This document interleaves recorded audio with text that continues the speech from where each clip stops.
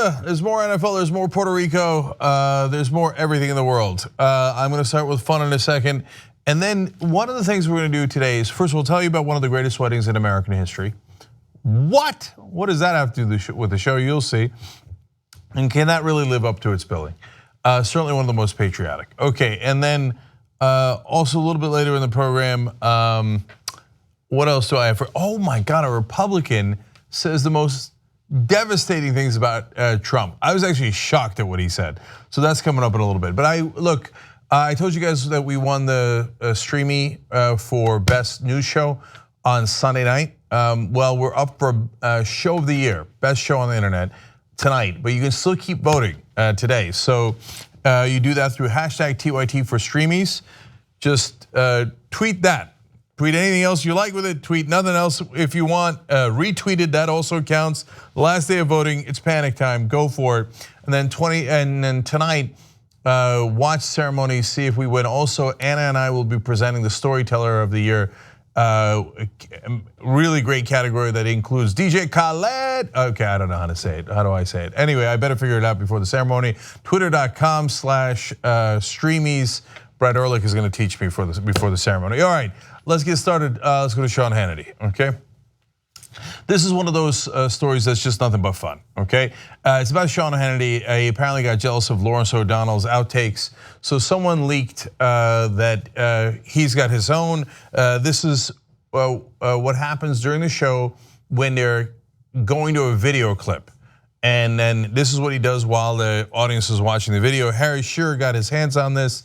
He apparently has a source inside of Fox News. This is fun. Now, first of all, this story was going to be nothing but fun. I actually didn't have anything to say about it until Hannity responded, so I got to now respond to his response. But first, let's watch him vape. Watch this.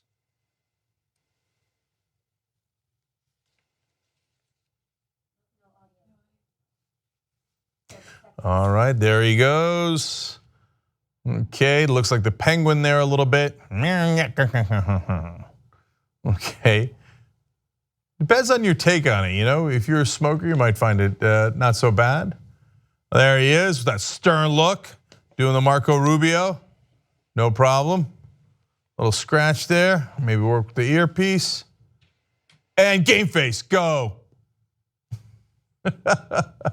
Okay, really no big deal. Okay, so he apparently vapes.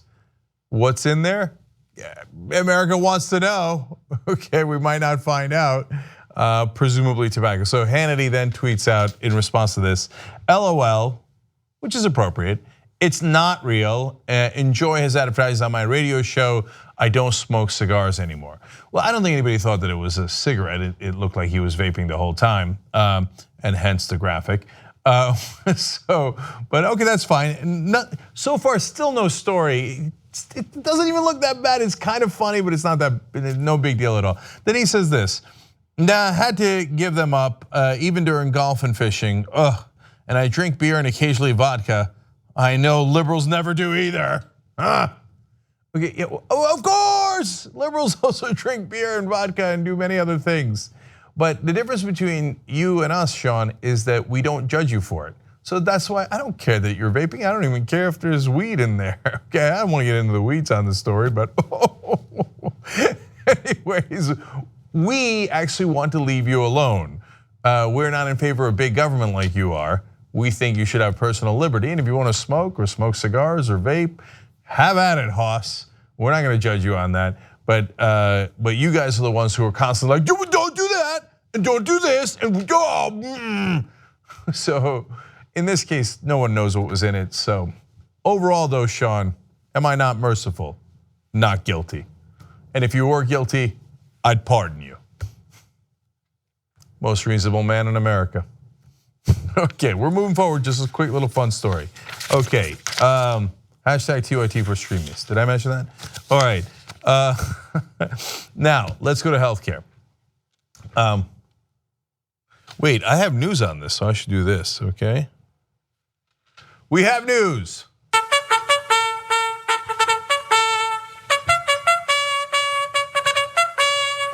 All right.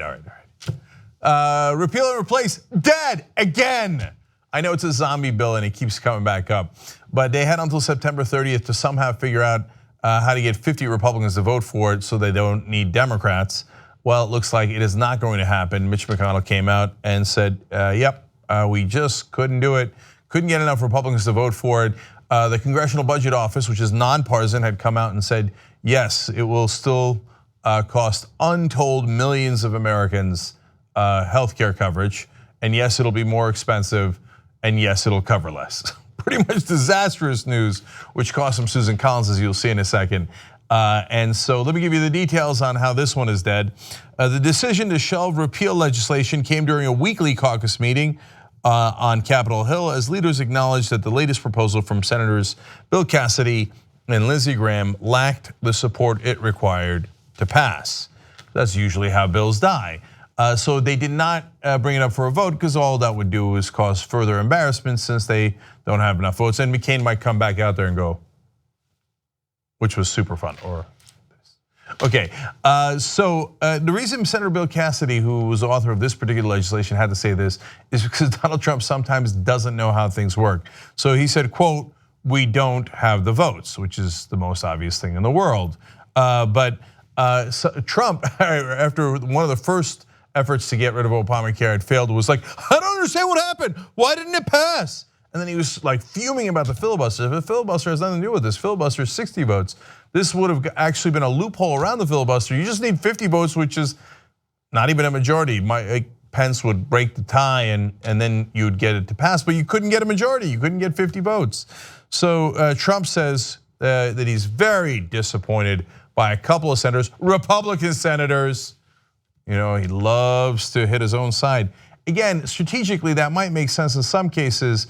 It hasn't in this case. If somehow he was playing three-dimensional chess, I'd love to see Trump just play chess. What are these things? What do you call this castle? Why does it only move that way? Anyway, if he had been playing three-dimensional chess, well, checkmate, I guess. He had no strategy. So let me give you more on Trump bashing other Republicans, which is always fun. He said, we were very disappointed that they would take the attitude that they did. We don't know why they did it. You can sort of figure that, but we'll see what happens. At some point, there'll be a repeal and replace, but we'll see whether or not that point is now, or will it be shortly thereafter. We are disappointed in certain so-called Republicans. Ooh, shots fired. Okay, now he apparently can't figure out why they voted this way. Actually, it's very, very clear. Susan Collins explained that, well, the Congressional Budget Office, the CBO, came out with the numbers saying all these people would lose their health care coverage. Furthermore, now I go to the Hill, she cited the CBO's score as one of her reasons for opposing the legislation authored by GOP Senators Lindsey Graham and Bill Cassidy, while also criticizing its cuts to Medicaid, its weakening of protections for people with pre-existing conditions, and predictions by insurers, hospitals, and other groups that it would lead to higher premiums and less coverage for people. Well, that's apparently why they did it. That's why they didn't vote yes. That seems like ample reason, but Trump's still trying to figure it out. He's like, nobody can tell. Nobody knows. Healthcare is complicated. Nobody knew that. And so I don't know why they voted no. They voted no because it's a terrible bill, because it makes it more expensive, covers less, and more people lose their insurance, and the list goes on and on. But you think they're gone? They're never gone. So Lindsey Graham says, quote, we're coming back to this after taxes.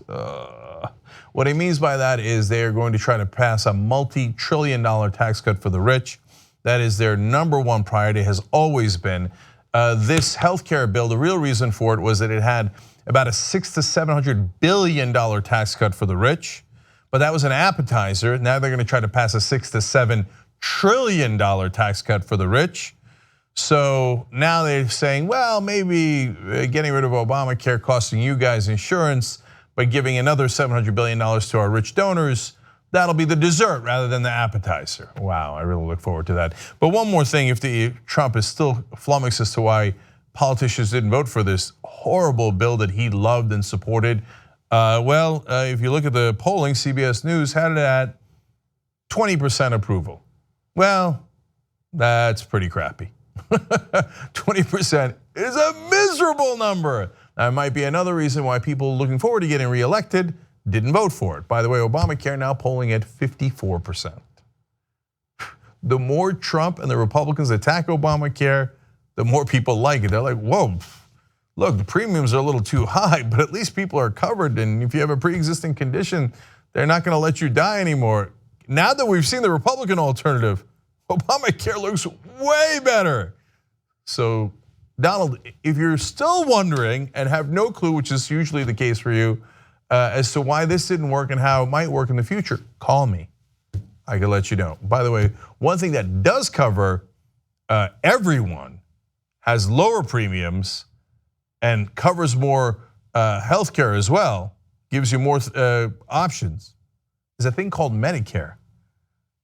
And luckily, Medicare for all, Medicare is so popular. It polls as 77% for the people who, for the whole country, people who have it generally like it. If you want more private insurance on top, you can get Medicare Advantage. So Medicare for all, saying let us all into that popular program, is polling at 60%. The only thing higher than Obamacare, because it checks off everything that Donald Trump promised during the campaign. Of course, those were lies on his behalf. It checks off every single box that Americans actually want in healthcare. Is this system perfect? No system's perfect. But overall, the reason why it's incredibly popular is because it works. Let's try that next. It's not that complicated. All right, but good news today, great news today. In fact, let me do, it's dead for now, so.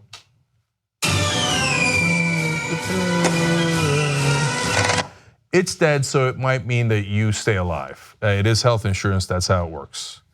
Okay, so now I'm moving forward to the NFL. I got more on the NFL in the next segment for you guys too, but this is a great story. I love doing a little bit of edification here on things you might not have known. I didn't know a lot of this. Okay. So Donald Trump, of course, continues to double down, triple down. I think we're on quintuple down, actually. I think he went back at it for the 5th time today on saying that the NFL must make its players kneel or not kneel, or they should be fired. Now this is the government basically saying if they're going to exercise their freedom of speech, there should be consequences and punishment for it. That's at a minimum borderline unconstitutional. It's different if the owners do it, they're private entities, but when the government is demanding that people be fired, it becomes a massive constitutional issue, let alone the fact that these guys just, like, their cause is not that controversial. They want to end police brutality. Are there people for police brutality? Like, you might disagree about the severity of the issue, but like you're really that upset, like, oh God, I really want police brutality to keep going. If only they could shoot more unarmed men and particularly black men. Ooh. Again, you could disagree with it, but it's not an outrageous thing. They're not saying, hey, let's end all cops, whatever. It's just the most simple thing in the world. Can we look at disproportionate police violence that happens from time to time and look to fix it so the police can serve our entire community? Okay, but there's a terrific article by Travis Waldron from HuffPost on whether the NFL is political at all. Because a lot of the guys right now on the right wing are saying, including Trump, like, get politics out of football. Why are these players bringing politics into it? Come on, man, I just want to watch football here. NFL doesn't have anything to do with politics. Really? So let's go to Travis's really great article on this. He says, there is no such thing as a politically agnostic NFL. And the NFL we know today would not exist if there were. What's different today is who inside the NFL is engaging in politics, how they are doing so, and what they are demanding. Well, that's an interesting thesis. What does he mean by that? How was the NFL political before? Well, he explains. In 1957, a full decade before the first Super Bowl, the NFL was still a fledgling enterprise trying to muscle its way to the front of the nation's sporting consciousness when the US Supreme Court ruled that its methods of negotiating television broadcast rights violated antitrust laws. The NFL, in response, turned to Congress, a practice it would hone in years to come, and the league prevailed upon lawmakers to pass the Sports Broadcasting Act of 1961, a law that effectively invalidated the court's ruling by giving the NFL a limited exemption from antitrust laws. So the NFL was literally, in a lot of ways, especially on TV, born of politics. If they hadn't gone to Congress and lobbied it and gotten politicians on their side, they wouldn't have had the broadcasting rights that they have. In fact, it is in essence a quote government sanctioned monopoly.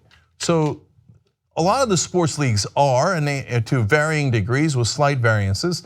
And you could make an argument that they need to be given their unique structure. But you certainly need politics to allow a monopoly like that to exist. But there's more. Travis explains fantasy football, and an unmistakable driver of the NFL's unrivaled popularity, is legal today primarily because the league successfully lobbied Congress to exempt the contest from federal laws that banned online gambling. Politics number 2, at a minimum. More, the NFL over the last 20 years has also benefited from nearly $7 billion in tax subsidies that have helped its teams build stadiums that enrich its already wealthy owners. So politics number 3, that's a giant one. So isn't that funny? When it's politics that helps billionaire owners, hey, there, go get him, NFL, way to do that, politics. When it's largely African American players, now it has spread to white players, which is great, by the way. I love that they're standing in unison and asking for reform and just supporting one another. But when it spreads to, and it started with only African American players, hey, whoa, players. Politics is only for the owners, okay. But there's more. Today, as Waldron explains, the league has its own political action committee and has poached political communication gurus and strategists away from high-ranking political positions. If you got a PAC, you might be a little political. It is literally called the Political Action Committee. Okay, the NFL too, he continues, has allegedly used this considerable power to steer money away from certain federal government-sponsored studies into head trauma and chronic traumatic, and so, I'm not good at that, CTE, the degenerative brain disease that has been found in dozens of deceased football players. So, now that one is alleged, but that would be number 4 of political things the NFL does and that no one complains about, or not a lot of people complain about. Certainly the right wing doesn't. Okay, now, getting to the point here that he says, today's most compelling political voice in football are not wealthy white owners in bad suits urging Congress and state lawmakers to pass laws that further fill their pockets. They are black men in football uniforms who are demanding right there in front of God and Jerry Jones and everyone that football fans and Americans confront racial injustices that persist outside their sport but still affect them too. Let me just have my first couple of disagreements with him. I think their suits are way better than mine. They do have nice suits from time to time. And second of all, last night, even Jerry Jones, one of the most renowned, enormously wealthy owners in the NFL, the owner of the Dallas Cowboys, took a knee with the rest of his players. I mean, if Donald Trump meant to unite people against Colin Kaepernick, he could not have failed harder. He united everyone all the way up to billionaire owners to do the same thing that Colin Kaepernick is doing. So look, I think this is a brilliant point by the writer here to point out that no, the NFL has always been about politics. The question is who. And yes, last year as Kaepernick and some of the other players started this, they were alone, and Kaepernick is still not in the league, so that action has not been taken. And that's ridiculous. Everybody in football knows he's one of the top 96 quarterbacks. It's preposterous to claim otherwise. So he should be in the league and that should be resolved immediately. But and the folks who are enraged that players actually had the temerity to ask for political justice on a really important issue are dead wrong. But overall, the tide, partly thanks to the miserable failings of Donald Trump, has begun to swing where people are saying, well, yeah, that's true. That's true. It is freedom of speech. And why can't they actually make their point about police violence or whatever else they think is important? So I love that it has gone in the other direction, but it's important to know what the reality is and how politics has been involved all along. And I'm going to give Travis Waldron here the last word. He says the players have not committed the sin of introducing politics into football. Their sin is to be black men talking about politics when the NFL wants them to shut up and entertain. Again, that was before Donald Trump accidentally turned almost the entirety of the NFL against him and in favor of Colin Kaepernick and the protests. But for a long time, the NFL was on the wrong side of this, and yes, they too played politics.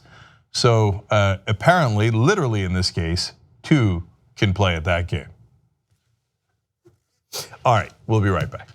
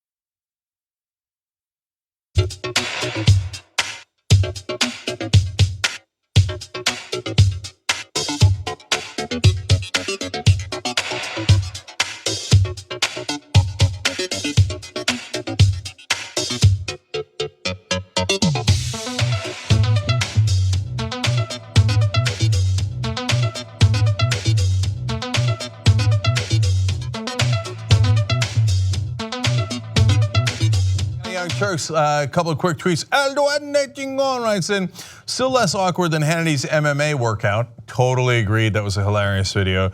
Pat Trago says, hashtag TYT for streamies today and every day. That's right, except for the fact that after today, it doesn't really matter. Go vote right now, hashtag TYT for streamies. That's TYTFOR and then streamies. And you can watch us tonight on twitter.com/streamies. Anna and I are presenting a award, and you'll see if we're gonna win. And then Mole says, Obamacare. If you strike me down, I will become more powerful than you could possibly imagine. I like the reference. Okay, let's keep going. Let's go to Alabama. All right, I'm already amused.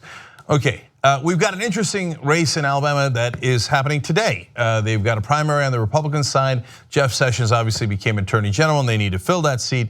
For the moment being, Luther Strange was appointed to that seat in a very controversial way by a governor who had a sex scandal, which Luther Strange was investigating, and then the governor appoints Luther Strange and then leaves office and he's fine, and Luther Strange all of a sudden is not investigating him anymore. So that's among the problems Luther Strange has and the establishment has. It's scratch my back, I scratch your back. This is what people hate. So Luther Strange is an enormously right-wing Republican, but that is one of his problems, and that's a fair problem to have. Another problem is that the guy who he's running against, Roy Moore, is an even more insane right-wing Republican. So that's why Donald Trump was in Alabama giving that speech in the first place. Now, he didn't spend a lot of time talking about Luther Strange. He spent more time, of course, talking about himself, and then started that huge NFL controversy down there. He might have been a little bit distracted or indifferent because of the latest polls. Every poll has his guy, Luther Strange, losing. Right now, Roy Moore is up 50% to 40%. And that's one poll we're showing you there, Emerson College poll, but all the polls have Roy Moore leading significantly. Luther Strange is backed by the establishment, Mitch McConnell and Donald Trump. Roy Moore backed by the basket of deplorables, Steve Bannon, Sean Hannity, and all the other extreme right wingers. But by the way, no one's a winner in this race unless somehow the Democrat pulls out a victory against one of these guys. And Moore is crazy enough, as you're about to see in a second, that he at least has a shot at losing. That's a pun, as you'll see as well, unintended though. A shot at losing the general election race. Even Donald Trump knows it. In the rally where he was supposed to be getting people excited about Luther Strange, he said, "quote I might have made a mistake." Politically in backing the underdog in the race. He's such a clown. You know why he does that? He sees the polls and he's like, well, I don't want my ego to get ruffled here, so I'm gonna support him, but only a little bit, because I don't want to take responsibility if he loses. The ego has landed in Alabama. So apparently Luther Strange has more money, is spending a lot of that in ads. Roy Moore is aggrieved by this because apparently someone questioned whether he's in favor of the Second Amendment. Not in Alabama. So he is going to have this comical response. It's been very hard for my wife and myself to wither nearly 3 months of negative ads that we couldn't answer with money because we didn't have it. Ads that were completely false. That I don't believe in the Second Amendment. I believe in the Second Amendment.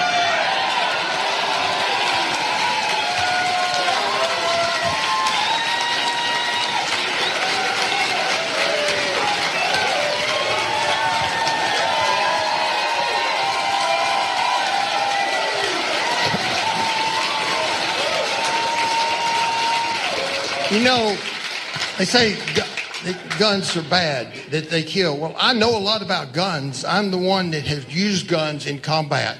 I know what guns do. Yeah, they kill people. What do they give out hugs? Anyway, the audience saw that in unison went.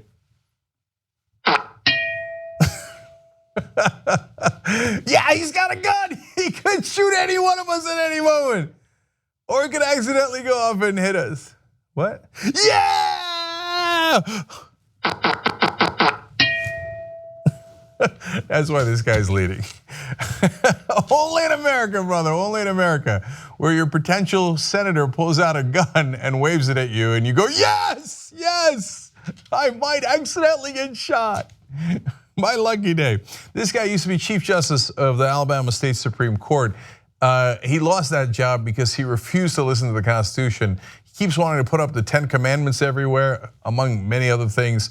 He has gone off on homosexuals in this country, doesn't believe they should have the same rights. Okay, Roy Moore, if you make it into the Senate, we are ruled by a different document. It's called the Constitution. It's not the Bible, it's not the Old Testament.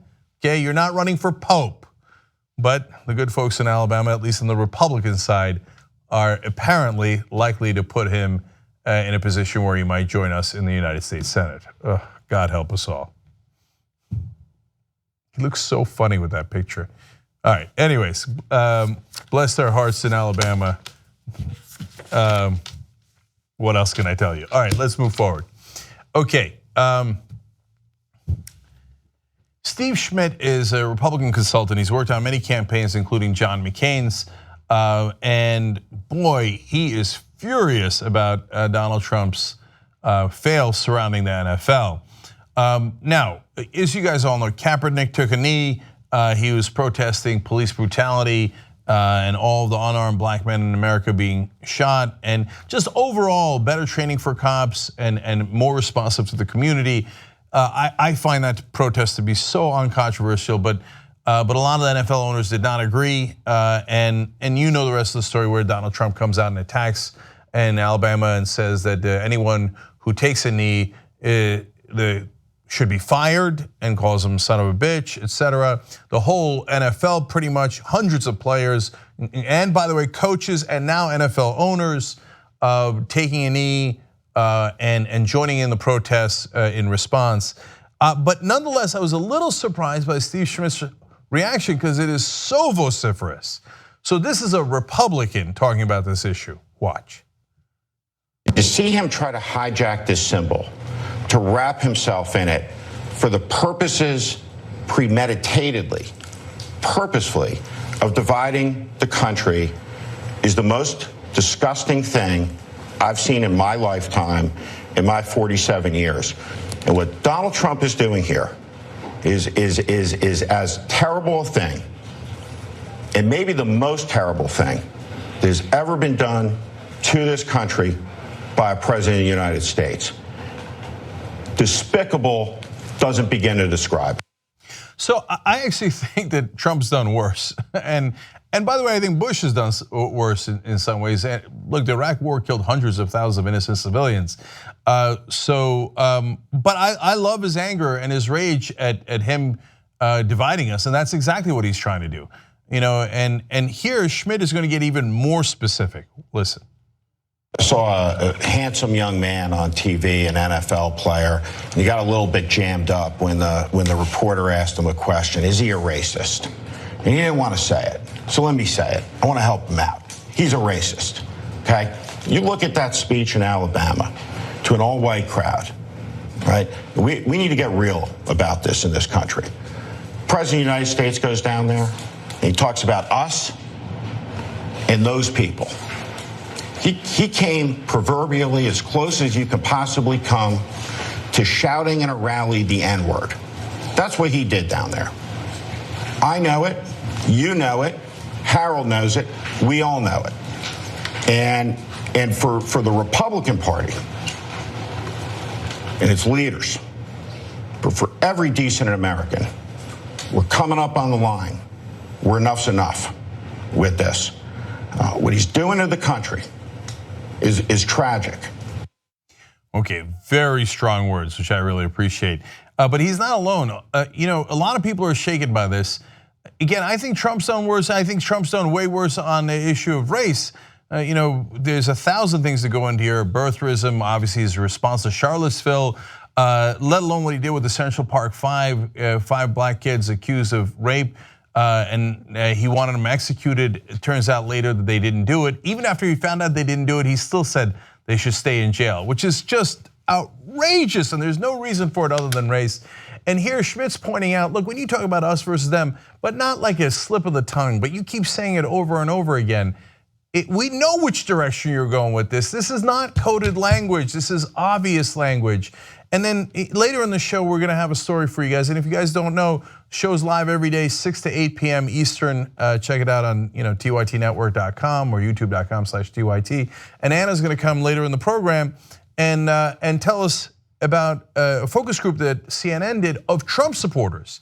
And one of them asking the question of, wait, why is Trump criticizing black NFL players way more harshly than he's criticizing neo-Nazis? I mean, he's very tepid after Charlottesville, but somebody takes a knee saying don't do police brutality, and he comes at him guns blazing, son of a bitch should be fired, and does it over and over and over again. So although there have been worse issues, I think what resonated with Steve Schmidt and a lot of the Trump voters here is the NFL is a giant part of America, and they pay attention to that. And so when they saw him do it so publicly about such a big issue in their lives, it becomes a little harder to turn your eyes. I think that his issues with race became more obvious to at least more people in the country, and Steve Schmidt just calling it out. And remember, he's a Republican strategist. So what he's trying to do there is not to do damage to the Republican Party. In his own way of thinking about it, he's trying to rescue the Republican Party. He's like, look, if we get stuck with this brand that we're the guys who are tepid about neo-Nazis, we're the guys who are the racists, that's gonna destroy the Republican Party in the long run. And I think he's trying to do the right thing and separate Trump from the rest of them. But let's keep it real. The Republicans had 17 choices in the primary. They chose Trump.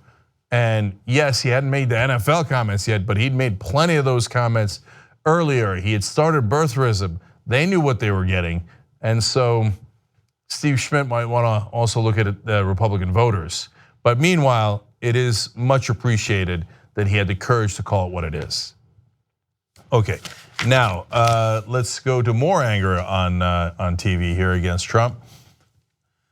So recently, Donald Trump came out and attacked John McCain, even though McCain on 60 Minutes recently said that his prognosis is very, very poor, and he just flat out came out and said he has a very high chance of not recovering. And he said, "Look, I'm trying to enjoy a life well lived." So now Trump, to be fair, before that interview, had gone against John McCain quite vociferously. How else does he ever do anything? But because McCain indicated that he was not going to vote for the latest version of repeal and replacing Obamacare. Let me give you his tweets, and then I'll give you more recent stuff from Trump as well. And remember, this is just a couple of days ago from Trump. And everybody knew that John McCain had a very severe case of brain cancer even then. So he wrote, John McCain never had any intention of voting for this bill, which his governor loves. He campaigned on repeal and replace. Let Arizona down. He goes on to say Arizona had a 116% increase in Obamacare premiums last year with deductibles very high. Chuck Schumer sold John McCain a bill of goods. Sad. Now, don't ever trust any of Donald Trump's numbers. I'm just giving you a sense of how much he's attacking McCain. By the way, Trump recently did a deal with Chuck Schumer. Sad. But of course, he's nowhere near done. More tweets. Large block grants to states is a good thing to do. Also false. Better control and management. Great for Arizona. McCain let his best friend Lindsey Graham down. When Lindsey Graham was asked about this, he said he could do any damn thing he pleases. He's an American hero, and he doesn't have to vote with me on my bill. Obviously taking McCain's side over Trump's. Finally, Trump said Democrats are laughingly saying that McCain had a moment of courage. Tell that to the people of Arizona who were deceived, 116% increase. So mocking McCain's moment of courage.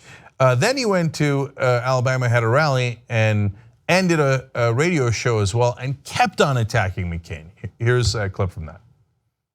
You know, you can call it what you want, but that's the only reason we don't have it, because of John McCain. Nobody thought he was a negative vote. Without John McCain, we already have the health care, and it would have been very good, by the way. So there he is on the Rick and Bubba show. Then he's going to say it at the rally. Let's watch. They gave me a list of 10 people that were absolute no's. These are 10 Republican senators. Now, John McCain's list. John McCain was not on the list, so that was a totally unexpected thing. Terrible. Honestly, terrible. Terrible, honestly, okay? So now Joe Scarborough's gonna go off on him. You know I'm not a big fan of Scarborough. I think he's, of course, right in this case.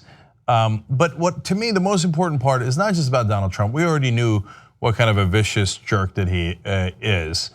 Scarborough caught on to that fairly late, let's be honest about that, but he's definitely on board for that now.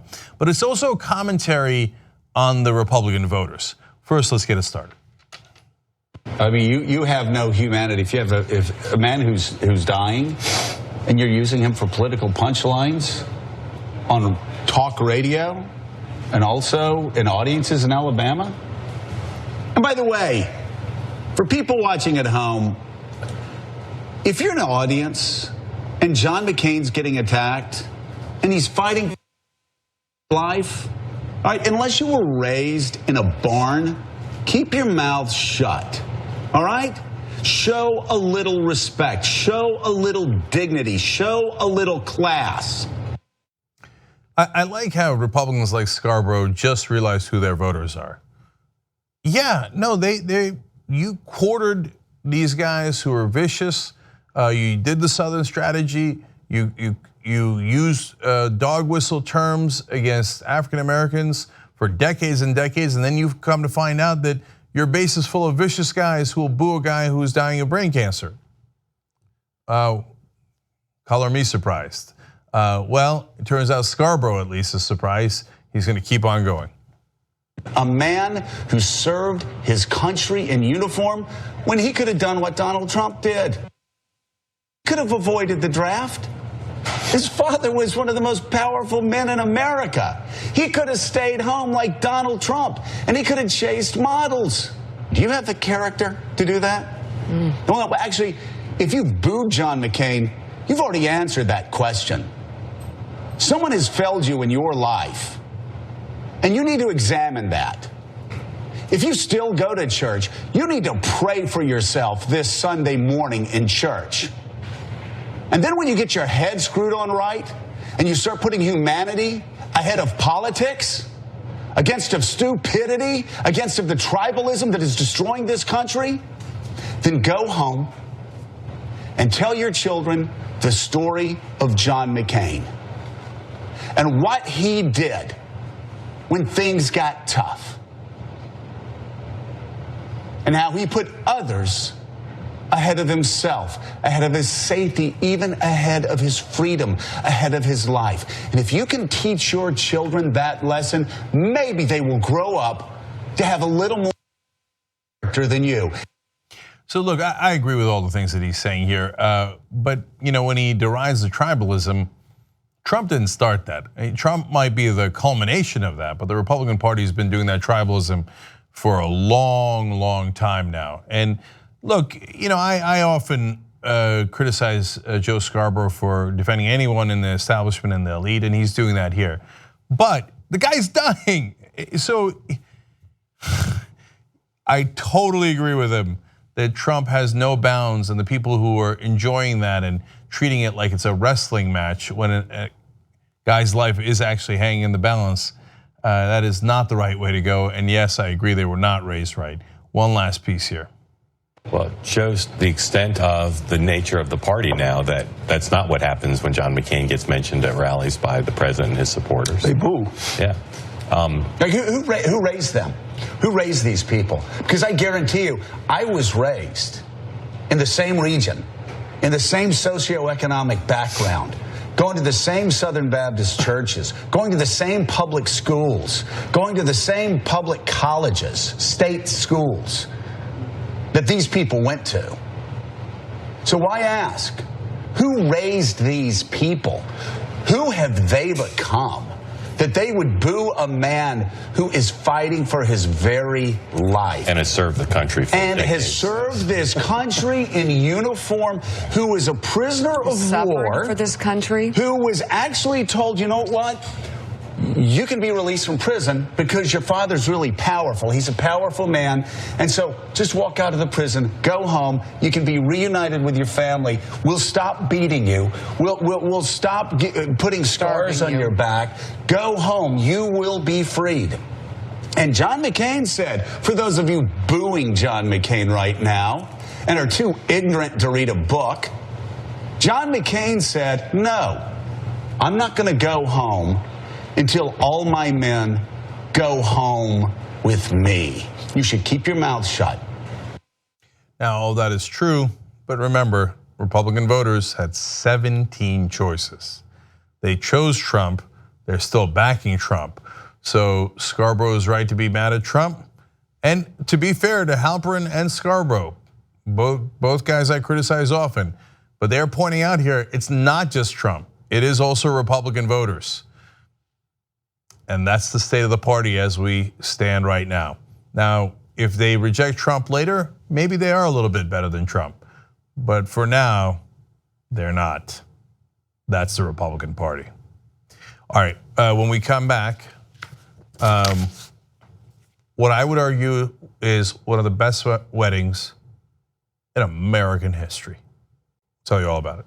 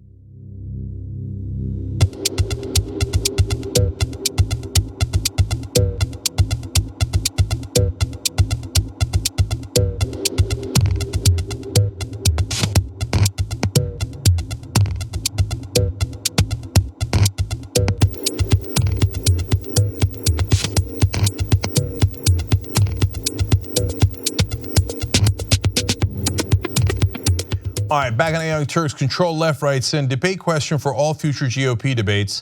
Please list all 10 commandments. Inconceivable they would get it right. You're absolutely right. Super Last Thing, which is an awesome handle on Twitter, says he's trying to compensate, referring to Roy Moore, he's trying to compensate for a small gun with another small gun. No, look, let me defend Roy Moore on the one and only thing I'll defend him on.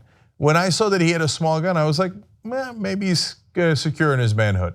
It's usually the guys with the gigantic guns that have issues. Like, no, look at my gun. I got a big gun. Anyway, El Duende Chingon again says only Donald Trump could get a crowd of people to boo a man dying of cancer.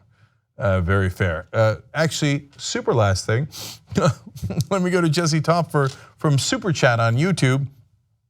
You guys should expand overseas. There's a huge untapped market in Australia for progressive news network, especially in regards to politics. Jess, who says we're not? Oh, damn! Australia, you're not coming for us, we're coming for you. But hold, it's gonna take a while, okay? Let's go over here and finish up the show, okay? Or at least the first hour, okay? So last night we had another football game. This is of course Monday Night Football after all the other games have been played, for those of you who don't live in America, but live in a box instead. Anyway, it was the Cowboys versus the Cardinals, and Donald Trump was going to get in on the action and triple down on his criticism of the NFL. Of course he was. And then I'll tell you what Dallas did. He said, debooing at the NFL football game last night when the entire Dallas team dropped to its knees was loudest I have ever heard. Great anger.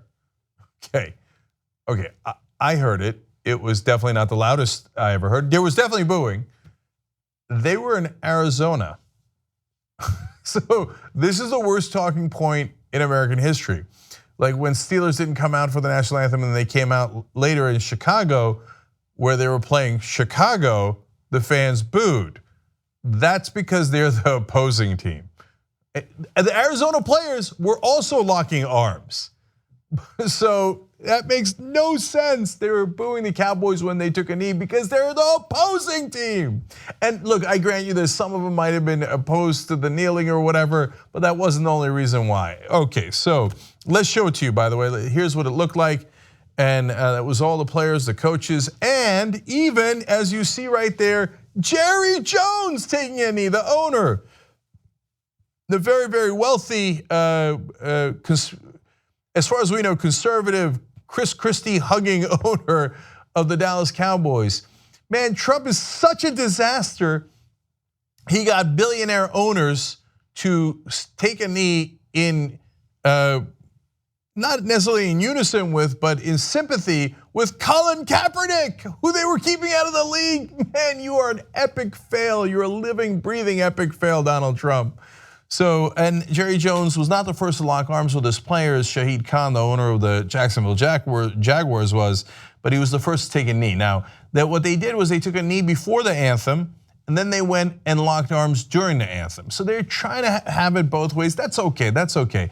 I think to me it's a wonderful sign overall of not just unity, but saying, look, we're not just locking arms. We are in fact taking a knee, but we don't want to offend the people that think that the anthem is sacrosanct, and if you're in the wrong body position during the anthem, they're also going to get upset, or maybe some of the players would also get upset, and you want to respect their thoughts and their rights as well.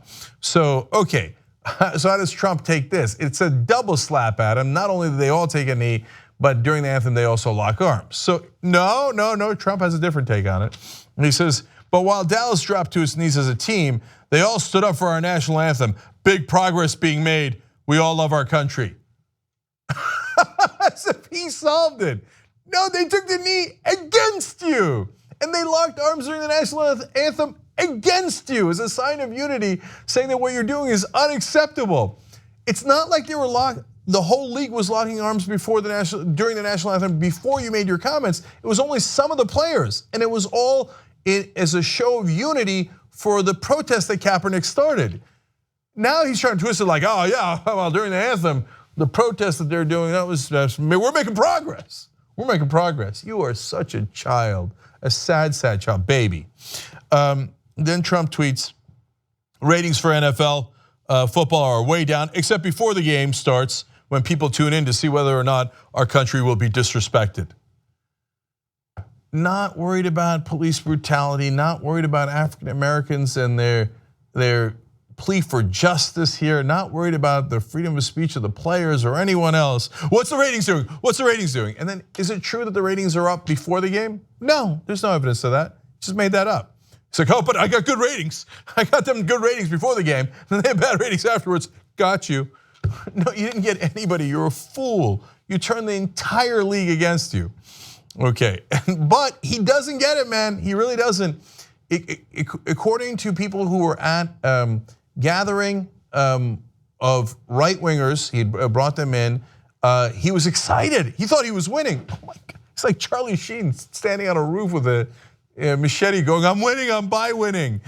Anyway, he told those supporters, it's really caught on. It's really caught on. No, you schmuck, protests against you have caught on. You are so unbelievably dumb. Okay, he said, I said what millions of Americans were thinking. Now that actually has some degree of truth to it, unfortunately, because it is nowhere near the majority of Americans, but there's 330 million people in the country, and there is some percentage who think, come on, man.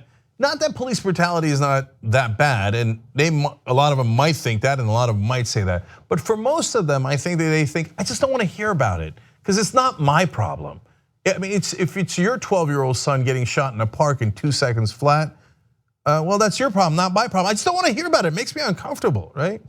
If it's disproportionately African Americans who were shot, even though they didn't have any weapons at all, even if they were, in some of the cases they're complying with police, and even though statistically it's worse, I don't want to hear about it.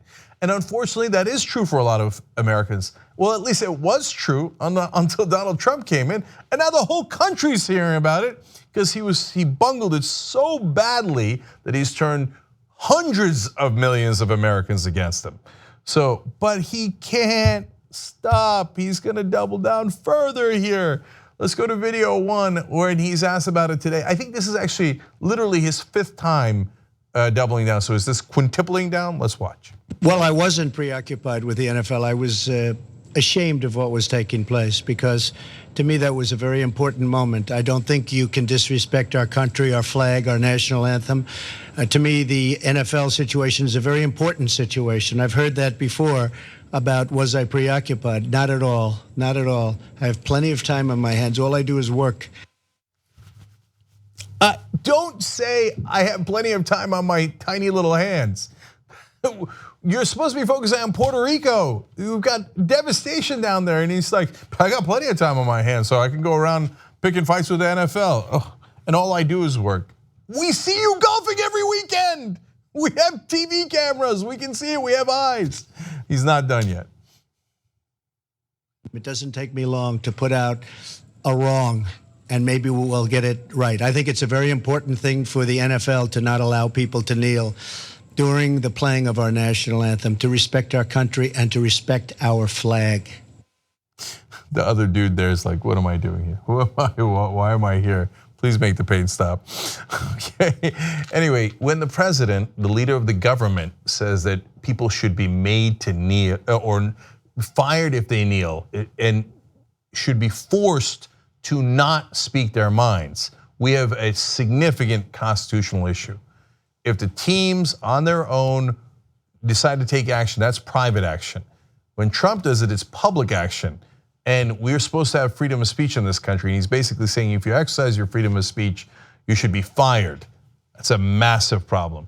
It's gotten so bad, I'm gonna go to video 3 here. Even Kilmeade might have turned on him. Watch. With the president, and I understand his sentiment, made things so much worse. And the language he used was terrible. When you have Robert Kraft coming out against you, you know you've gone too far. Robert Kraft spends time in the Lincoln bedroom. He's friends with President Trump beyond their wealth and their riches and their circles. He made things immeasurably worse by speaking out. And I know what his intention was, but the language used was galvanizing the wrong direction. He made things immeasurably worse. Even Fox and Friends are saying that. You've lost Kilmeade, you've lost Kraft, you've lost Jerry Jones. What do you have left? But another one, he puts out a tweet. The NFL has all sorts of rules and regulations. The only way out for them is to set a rule that you can't kneel during your national anthem. He is now saying, as the leader of the government, you should not allow it, and it is your only way out. He has no idea what's in our Constitution. He doesn't know anything about this country. He doesn't know about our principles.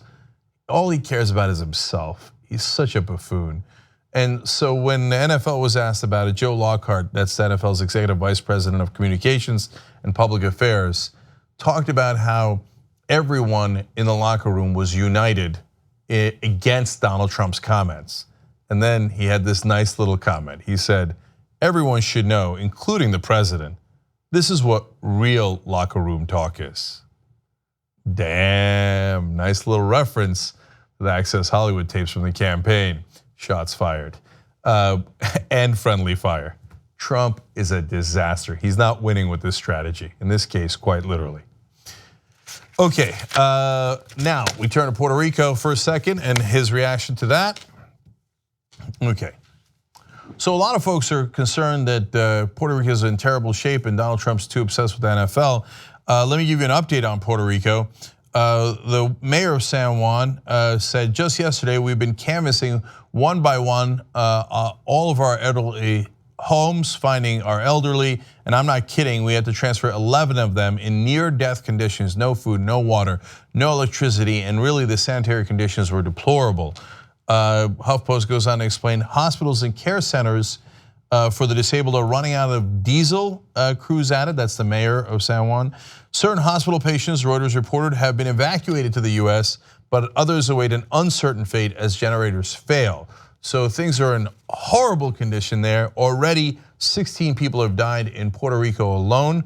And there are 10,000 people in shelters as we speak. Diesel fuel sent to Puerto Rico from the US is 124,000 gallons because they need that for the generators, otherwise people's lives are endangered in the hospitals and other places. People in potential danger if a dam in Puerto Rico fails is 70,000 people in very significant life-threatening danger. But remember, power and communication is out throughout the island, so they might not even know it. And you're seeing pictures there, and you're not gonna be surprised after the pictures to find out that 80% of the crops have been damaged, and there's been $780 million lost in agricultural yields. And what has Donald Trump's response been? Well, he tweeted these bizarre tweets a little while ago. He said, Texas and Florida are doing great, but Puerto Rico, which was already suffering from broken infrastructure and massive debt, is in deep trouble.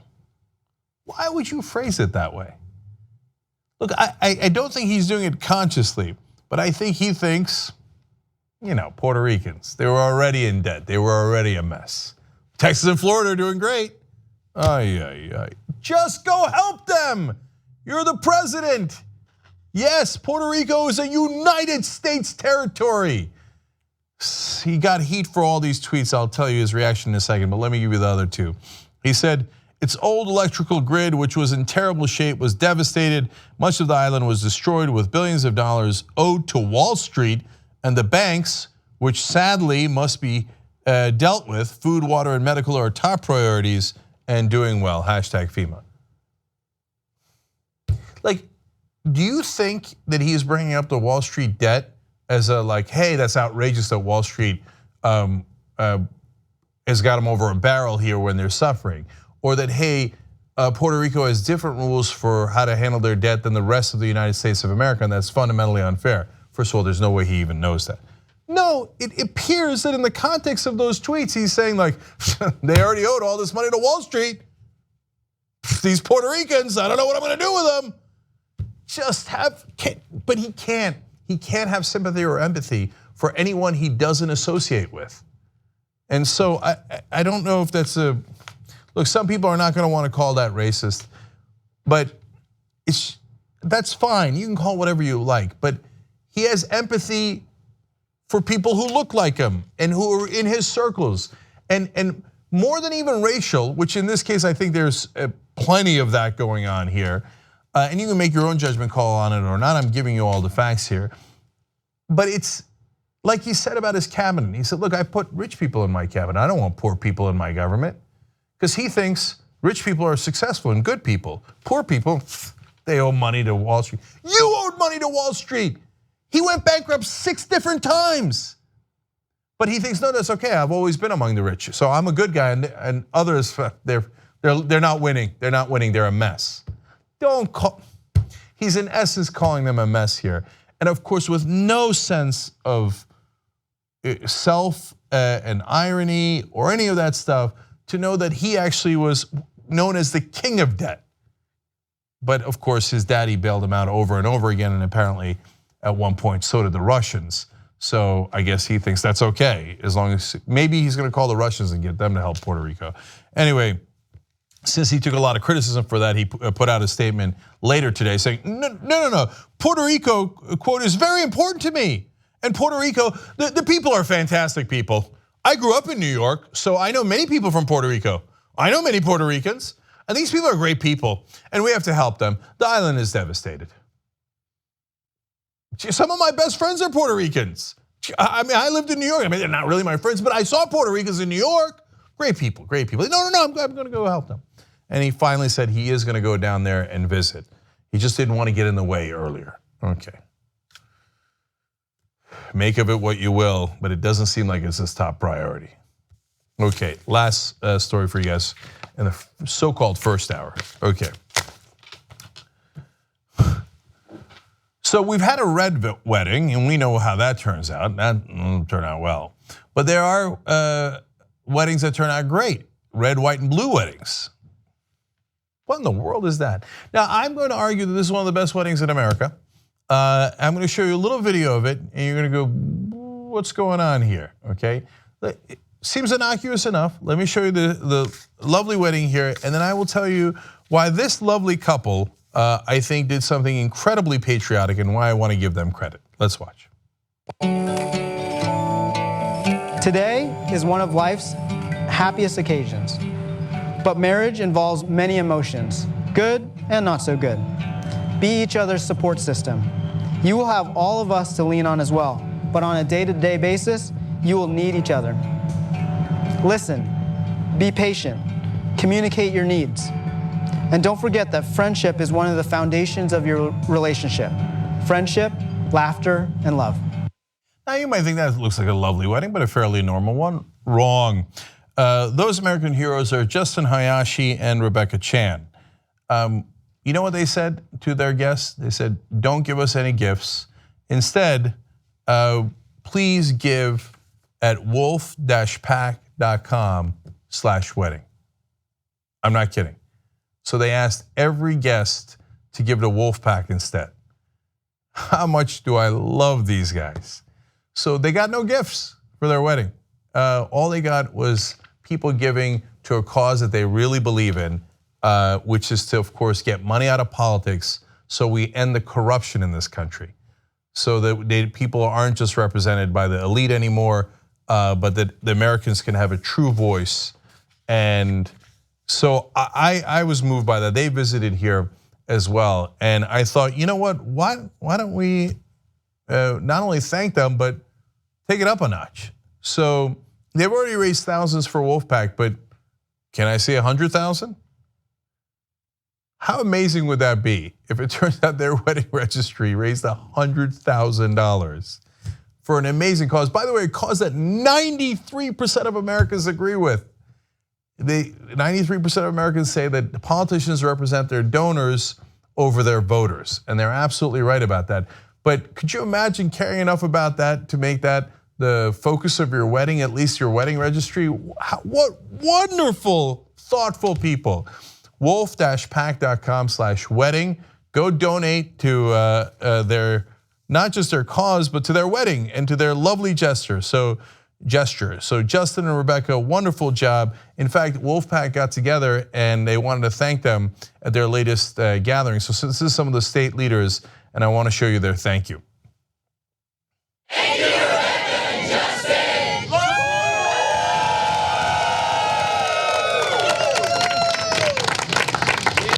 I love America. I love Americans. This is what we do together. So make it a special one. Make it the most special wedding that anybody's ever had. So thank you guys for doing that. And by the way, if you want to do it too, look, I know it's a big thing, and that's why it's bold, and that's why they're great. But it doesn't have to be a wedding. It could be a quinceañera. It could be a bar mitzvah. I don't know. Together at wolf-pack.com if you want to do this as well. So let Wolfpack know, and they'll set it up for you. Together at wolf-pack.com. And like I said, go to wolf-pack.com/wedding and donate to this great American couple's wedding and to their cause. Let's get an amendment. Let's make it worthwhile.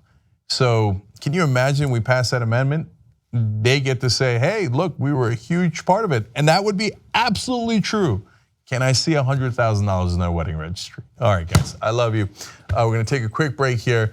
When we come back, we've got a lot more stories for you guys, including Trump supporters turning on him over the NFL and Puerto Rico issue. Wow, that's interesting. You'll love their quotes. Come right back.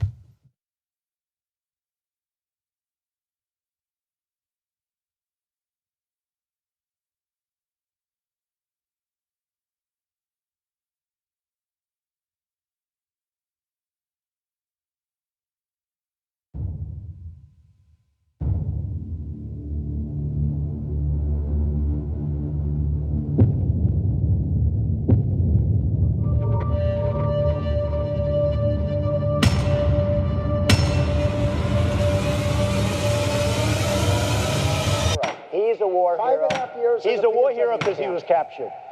I like people that weren't captured, okay? He said I had small hands. They're not small, are they? I never heard that one before. Welcome to the Control Room, exclusive members coverage of 2IT postgame live from Rebel headquarters in sunny Los Angeles. So Jason, the air is electric after yesterday's postgame. He's talking about Miami. You know, the only thing about this, Jason, is we've heard the Miami stories. I'm looking at Kasperian's interest here. She's giving him the cordial glance to the side, but I just don't know if it's really there. Oh, that's where the vagina is. Okay, that joke landed like Apollo 13 there. And then Kasperian gives him the courtesy laugh, gives him the Edwin wave. Had you had sex at that point when you took that class? Anyways, so hold on a minute. He's like, found an opening. Is he finding his way to come back, Jason? Unbelievable! Jake Kruger coming back with a comment. No one would have seen this coming. And he's in the mood, and there's some music in the background. He's got the sideburns. He's got the long hair. In her 30s. He won't fan himself. There's no way he's ready to. I mean, I've expected. He's like, well, that was something. He's got it. Okay. It's unbelievable. Every dog has its day, and this dog is having the best day of his damn life. That was an outstanding postgame. If tonight's postgame is anything like last night's, we were in for another. Exactly right, Francis. And don't forget to check out the TYT postgame after the Young Turks every weekday on tytnetwork.com/memberslive. I just shot a clip. It's time sensitive and it needs to be edited right now. Did anybody call for an editor?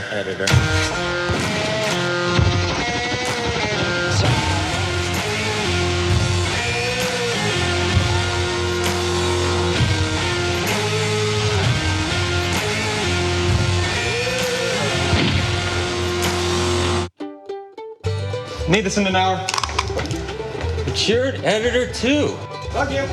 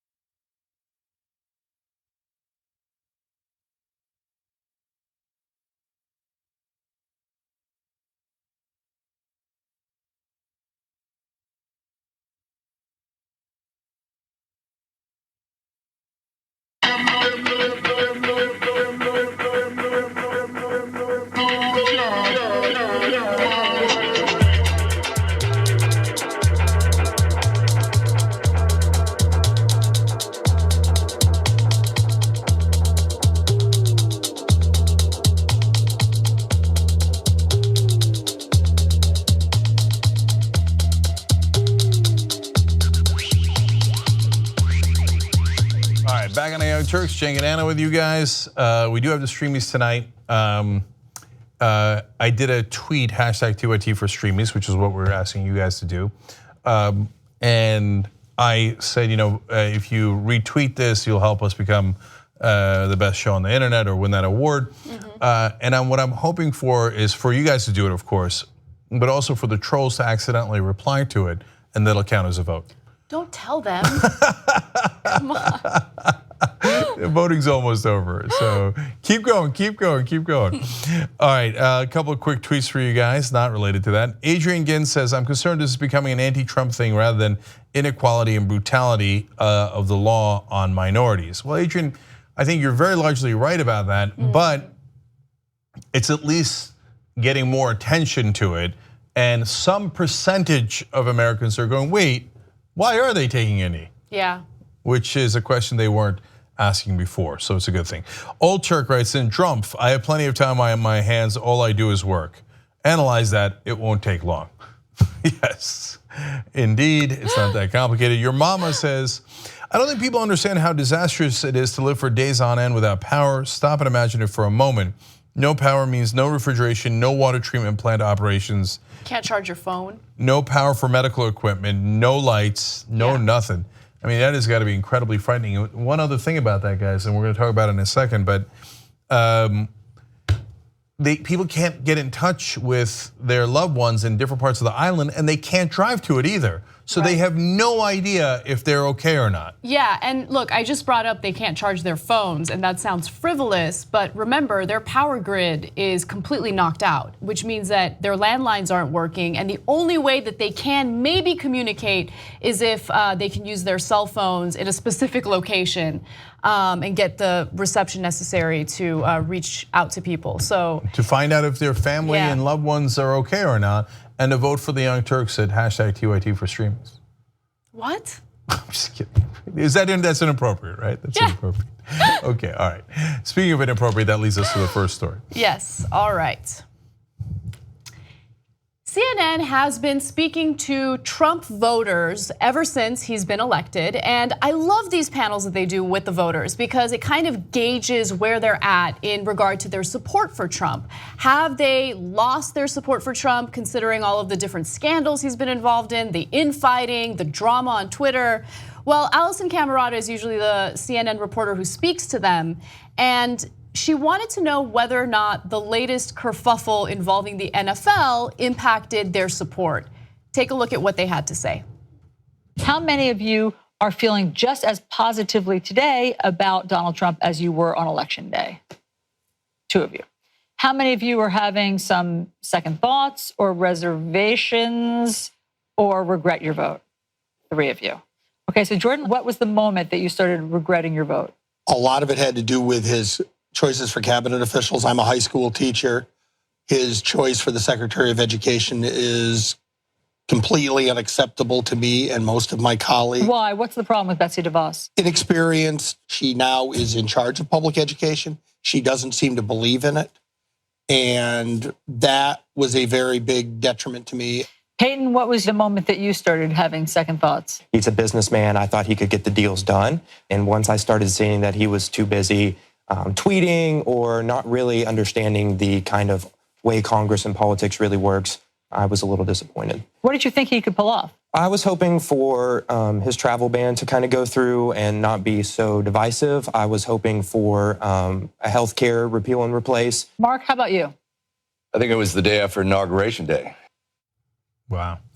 Yeah, so just to elaborate on that very last answer, he was annoyed with Trump over the whole crowd sizes issue. He thought that it was ridiculous and petty, and he wanted him to focus on more important things like, the stuff he promised when he campaigned. Yeah, so look, these guys, as you can tell in their answers, want him to do the things that he promised. We don't agree with them. They're Trump voters. I don't want the Muslim ban. I don't want the repeal and replace, but they do.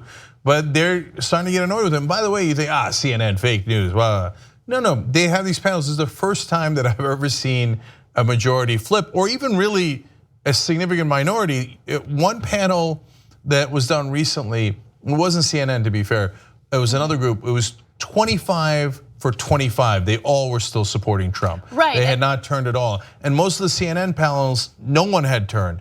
This one, finally, 3 out of 5 have turned. Yeah, they've turned, and I think it's because enough time has gone by where they're realizing, okay, there are no legislative wins. And at the same time, things have become more divisive. Politics has become more polarized, and it's discouraging. So I'm happy that people are at least aware and they're waking up and they're not just blindly supporting him because they voted for him. Now, this isn't a representative sample, obviously, but it still kind of gives you an idea of what some of his supporters are thinking. Let me just, before we go to the next one, just a couple of quick notes. And you see the variety of reasons why they're turning. And so I think the first guy is probably a little bit of an outlier, but we've covered cases like that before. They didn't really realize that he was actually going to do the things that he said, some portion of his voters. So we cover the story of the guys down on the border who were all voted for Trump in Texas, and they're like, oh, but he's gonna build a wall right through my property. Well, that sucks. Of course, didn't you hear any of the things that he said? And then the guys who had their friend and neighbor deported in the middle of the country, and they're like, well, I didn't know he was gonna deport the good guys. I thought he was gonna do the bad hombres. In this case, he's like, oh, he really meant it when he said he is going to cut public education. And he did, and he put somebody in charge. So that's him delivering on his bad promises, right? That they thought, no, don't take him seriously, don't take him literally. But I think the most of it is guys realizing what we were saying all along, but their job is not politics or to do a show, so they weren't knee deep in it. They just saw, hey, that guy's talking like a real human being versus the other one that's talking like a robot and the establishment and a regular politician I can't stand. So what they missed was his incompetence. That's why I did the Loser Donald segment. That's why I did 100 different stories literally before the election to tell you how incompetent he is. I didn't talk about what a bad guy he was. I talked about what a loser he is. And now that's his supporters going, I didn't know he wasn't gonna get anything accomplished. Right. Exactly. Yeah. Now, in the next video, they specifically address Donald Trump's tweets to NFL players who refused to stand during the national anthem. How many of you are comfortable with the president weighing in on what's happening during the national anthem and some players taking a knee? Are you happy that the president talked about it this weekend or tweeted about it? Nobody's happy that the president weighed in. I think that these players have the First Amendment right to kneel during the national anthem or sit out. And it's just an argument that really didn't need to be picked. And now it's what everybody's talking about when there are so many other things that we could be talking about, like the hurricane in Puerto Rico. So why is President Trump weighing in on this? I think it's because he loves America. I don't like the disrespect that these players are showing. But on the other hand, as my husband and I both say, we may not like it. But my husband served 21 years. My brother-in-law died in service to guarantee both the NFL players' rights to free speech and the president's right of free speech. I'm a son of and a grandson of veterans, and I was always taught that I might not like what you say, but I'll defend to the death your right to say it. And that's what the First Amendment's about, and that's what this country's about. Oh my God, that made me feel so good. Yeah, you see that? There is So much hope. respect for Kathy Gibson, especially, right? Like, Yeah. you don't have to like it, but you're right. I mean, that's what our soldiers fight for, to maintain democracy and freedom in this country. And that's what they're doing. They're practicing their First Amendment rights. Having the president urge NFL owners or team owners to fire them is crazy. Yeah, so look, for Peyton, the guy on the left side, remember, he was the one that's in favor of the travel, what he calls the travel ban, which is in reality a Muslim ban. It's not like he didn't sign on for discriminatory policies, but he's not like Trump, where Trump is actively racist. And that's the whole point, whether it's the travel ban or attacking black players for being against police brutality, et cetera. Peyton's like, well, I mean, I don't get it. They're Americans. They do get to have their opinion, right? So even if some people might be in favor of discriminatory policies I don't agree with, still their heart might not be in the wrong place, and we have to keep an open mind about that too. Or they're certainly not anywhere near where Donald Trump is in terms of actively disliking these different groups and working against them. Absolutely. And just one comment in regard to the guy that you were talking about who's in favor of the Muslim ban. I got to give him credit for bringing up the issue of Puerto Rico because, and this is my bad, this is my fault, my bias, but I would have just assumed that Trump voters don't care about Puerto Rico. You know what I'm saying? And so to hear someone who voted for Trump and who supported Trump say that, it just shows you, the human side that, oftentimes the media does get dehumanized because of some of the more hateful rhetoric that they've supported from Trump. You know what I'm saying? Yeah. In fact, he said in another part of the interview that he didn't understand why Trump was more eager to attack the black NFL players than neo-Nazis. Yeah. That's a great point. It's a great point. And when Alison Camerata asked, why do you think that is? He said, quote, I wish I knew. It completely baffles me. And then Mark O'Brien, one of the guys you just saw there, said about him talking about the NFL instead of criticizing neo-Nazis. He says, that is a huge concern of mine. What is going on in that man's mind?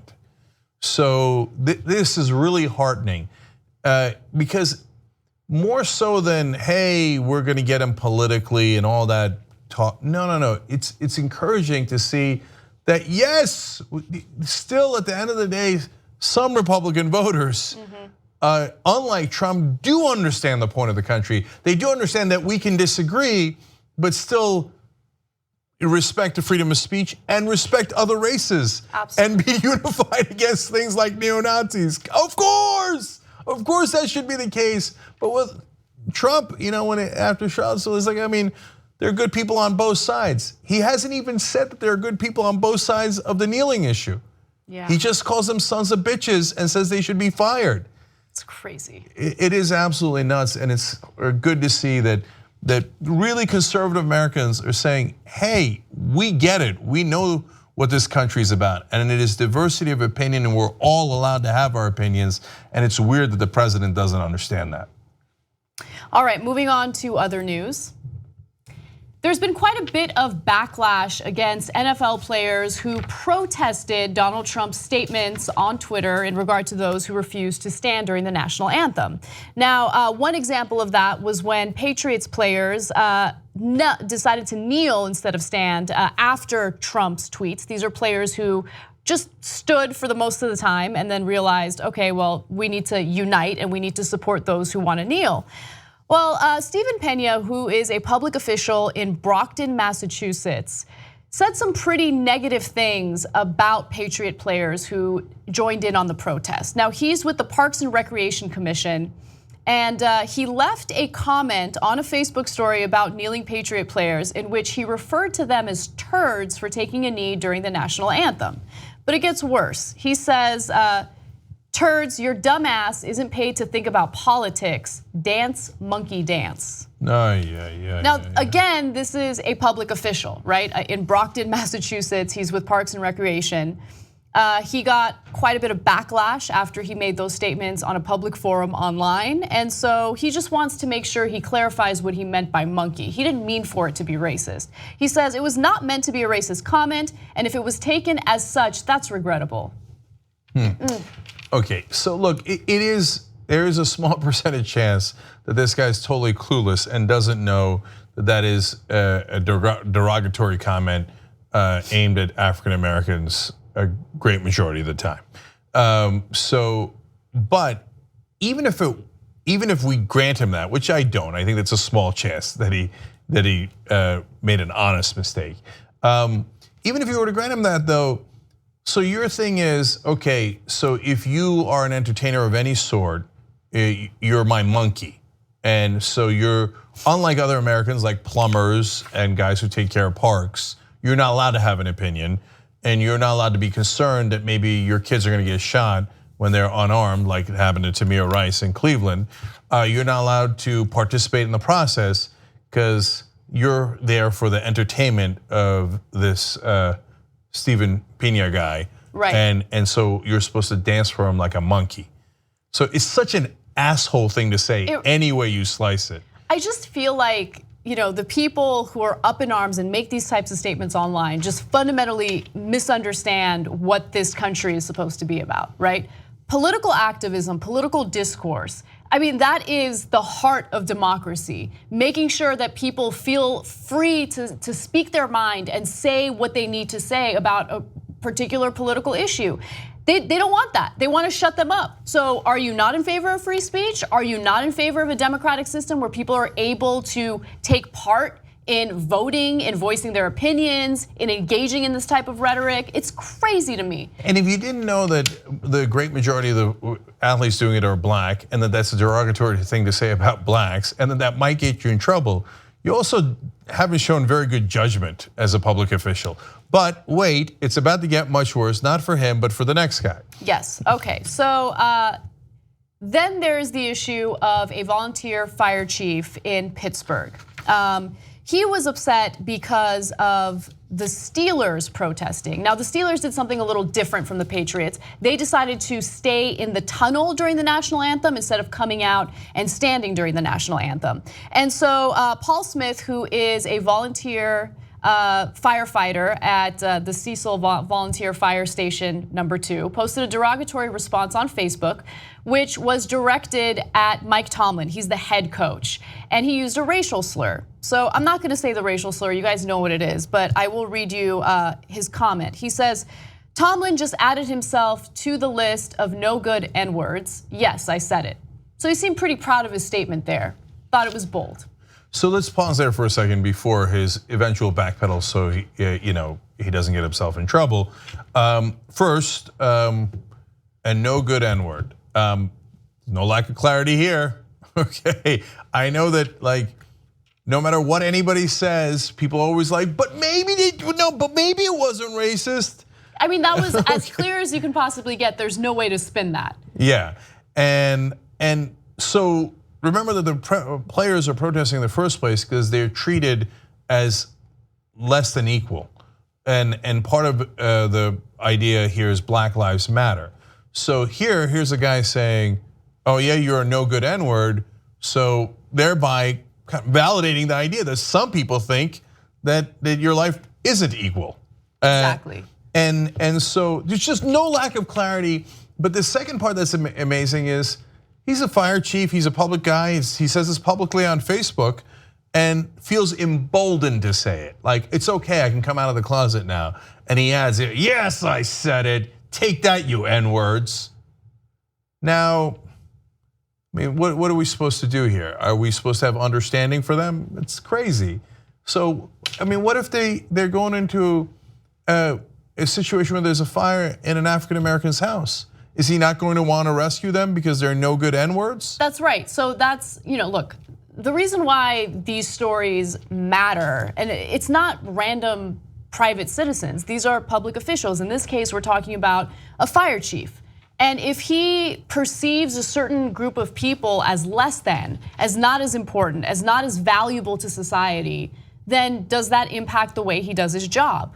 And you're talking about people's lives here, and that's the reason why it really stood out to me. And it was so clear. What he said was clear. There wasn't any, he can't use the same excuse that the initial person that we talked about used, where it's oh, I didn't know that monkeys was a negative way to refer to black people. In this case, the N-word is not the way that you should refer to black people. You know that that's offensive, beyond offensive. Yeah, and before we get to his non-apology, he's a fire chief, so whether he does it consciously or maybe just subconsciously, is he less likely to send people into harm's way, into a fire, which is their job, which is an amazing job, by the way. And my nephew was a volunteer firefighter too, and it's a hell of a job.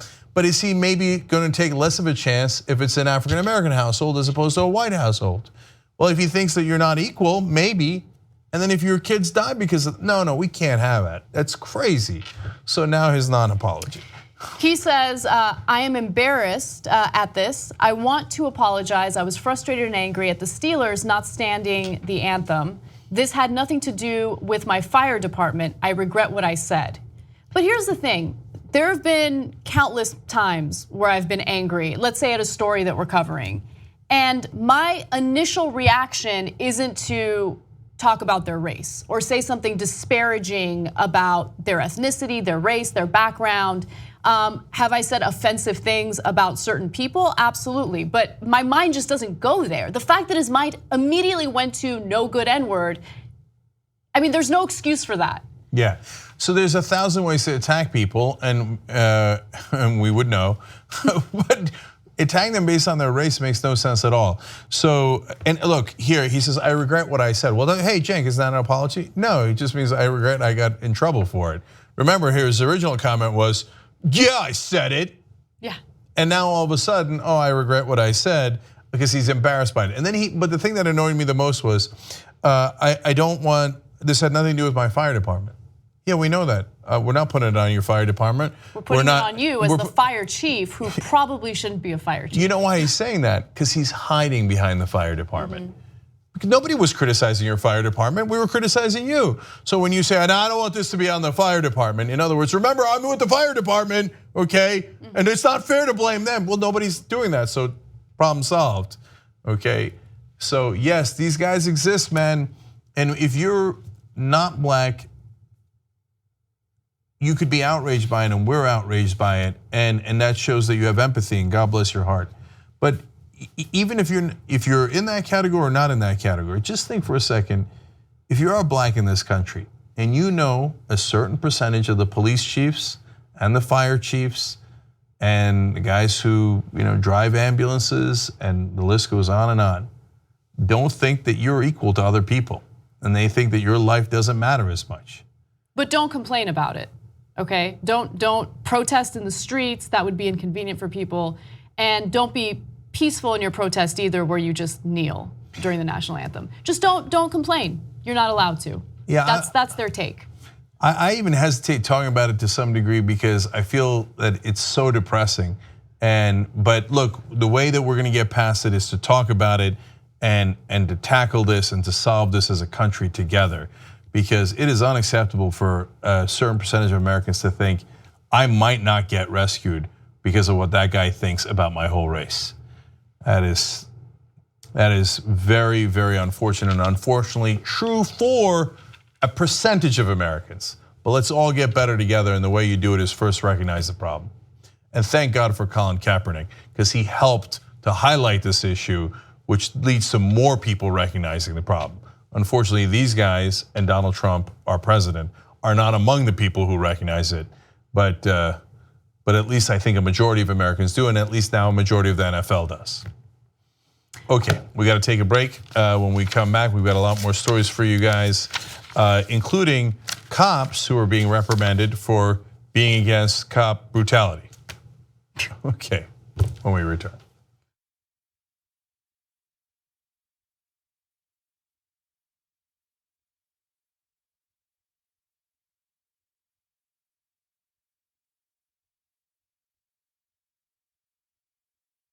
It's the post-game show. Brett Ehrlich and Kim Horcher join me. I think there's an interesting thing to be written or done about the logic of repealing EPA regulations, because that is baby killing. Yeah. Like, you're a baby killer. Like, everything you're doing is aborting babies. And you can go specifically to like Monsanto and pesticides that end up creating birth defects that abort babies. So in a way, that is an abortion clinic that you're starting by repealing FDA regulations and EPA regulations. That's right. But we know what they really mean when they say that they're pro-life. Right, and that's the thing for me is like, I'm tired of everyone speaking in code and rushing to like confirm their pre-existing biases. I just want them to tell me what they're actually pissed about. Like, it seems like with the things that we were talking about on one show, we're like, people are okay with Trump having his own private server. Yeah. It's like, well, you got mad at someone else for that. Her emails. Right, yeah, her emails. Yeah. But like, so, okay, that's fine. You know your bullshit, I know your bullshit. So tell me what you're actually mad about, because it's probably your dad. Yeah. Like, it's probably your mom and your dad, and that's why you're mad. And it's created this crazy shit from this probably very personal relationship you have with your parents. And I get it, and you're angry and frustrated, and you're talking in strange codes and giving certain people passes and other people not. You read headlines and articles in this sprint to find some way to confirm what you already believe. Yeah. And you stop when you get it, and you don't read the end of it. Like, I get it, but tell me what you're actually mad about. Can we, okay, you know what? This is a good therapeutic exercise to close out the postgame show. Why don't we each state what we are the most angry about? I'm the most angry about boycotts right now. Oh. Just like, oh, boycott it, that thing's the worst.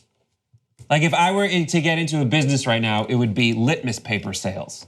Because everyone's like, litmus test on that, fuck you, boycott, delete. Yeah. And it's like, read the history of boycotts, which ones are good and which ones are like, you weren't gonna buy that shit anyway. I am angry about willful ignorance. I am angry about throwing away data that we have applied intellectual power to for a reason. I am tired of the rejection of intellectualism or deciding that intellectual people are elitist or somehow they think they're better than you. Maybe they are, they know things, and you should try to know things about something. Forcing yourself into the dark is never going to bring us forward. It's never going to end up with a positive result.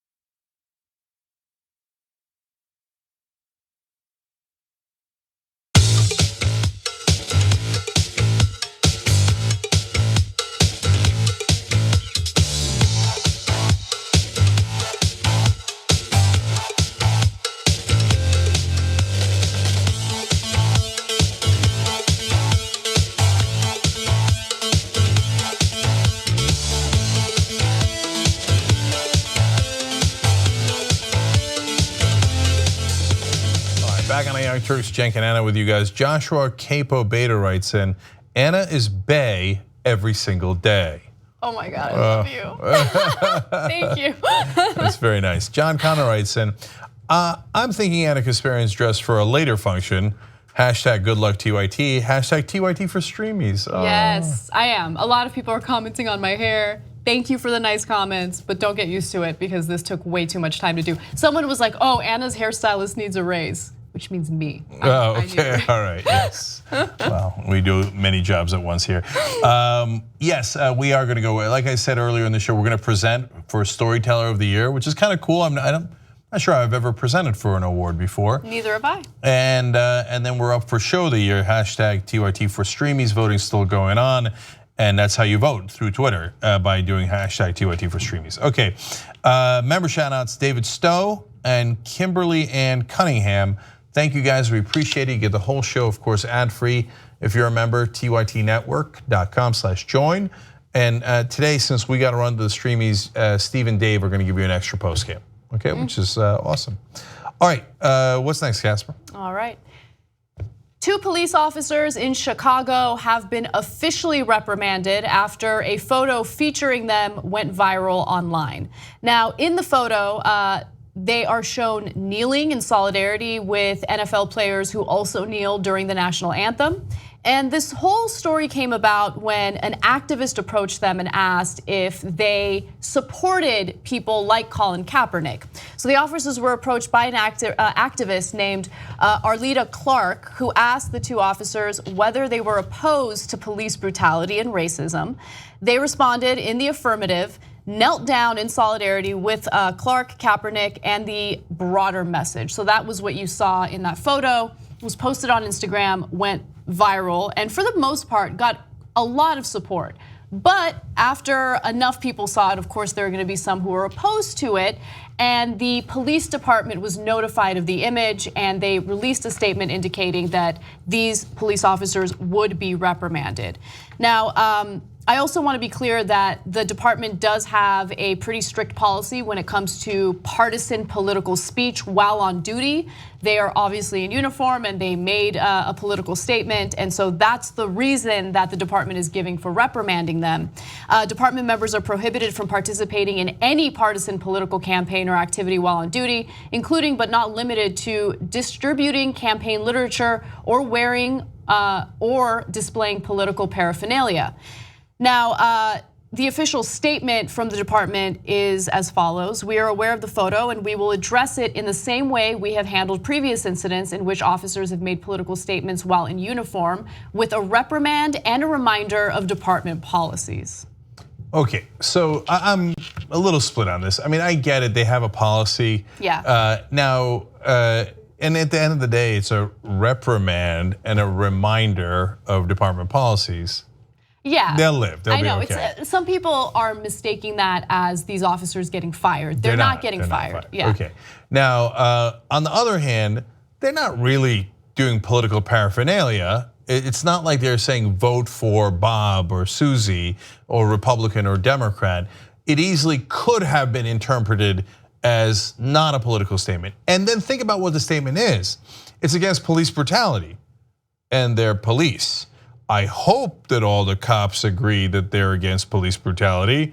So if that's against your guidelines to be in favor of, to be against police brutality, then I'm a little worried about your guidelines. It's super easy to say that's not a political statement. Of course, we're all against police brutality. Yes, look, I hate zero tolerance policies. I think that, once you put out a zero tolerance policy in regard to political speech, and you're talking about public officials putting forth a policy that squashes political speech. I mean, I don't know if you can have a debate about whether or not this is protected by the First Amendment. I get the idea though that, hey, we need to have a policy in place because we might have some police officers who say things that lead to the community further distrusting them, right? Yeah. And so we've had a number of stories where police have said things that were horrible toward the black community or those who have been protesting, and that understandably leads to the community not trusting them.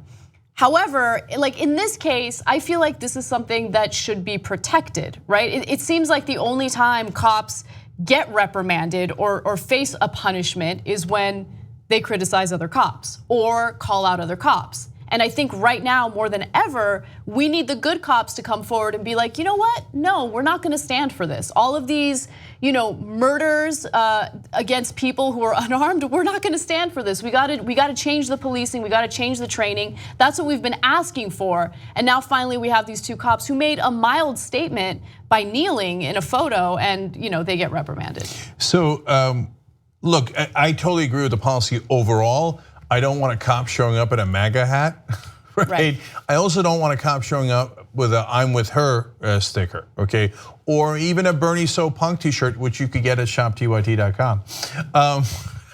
But because what if some people are made uncomfortable? They weren't with her, or it's a very wealthy person's house and they wrongly are made uncomfortable by Bernie Sanders and they're not sure the cop is on their side. We can't have it. I totally agree that you should leave politics out of it.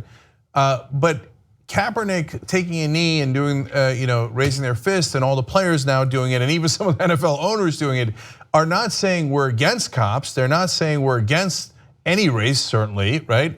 They're saying we want to make sure that everybody's treated equally, and that we don't have police brutality.